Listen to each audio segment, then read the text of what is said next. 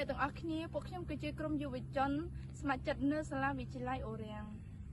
សម្រាប់ថ្ងៃនេះដែរពួកខ្ញុំចង់និយាយអំពីផលប៉ះពាល់នៃការបញ្ចុះសម្រាមមិនបានត្រឹមត្រូវបានជាយើងចោលសម្រាមមិនបានត្រឹមត្រូវបណ្ដាលមកពីការយល់ដឹងអំពីសម្រាមនៅមានកម្រិតការជិតធ្វើតាមគ្នាកង្វះខាតថង់សម្រាមនៅតាមសាលារៀនសហគមន៍និងសាធារណៈផ្សេងៗផលប៉ះពាល់នៃការចោលសម្រាមមិនបានត្រឹមត្រូវមានដូចជា1ការដែលយើងបញ្ចុះសម្រាមនៅតាមដងផ្លូវសាធារណៈវាអាចធ្វើឲ្យបាត់បង់សោភ័ណភាពប្រទេសជាតិបាត់បង់ភ្ញៀវទេសចរជាតិនិងអន្តរជាតិមកលេងទស្សនាកម្សាន្តនៅប្រទេស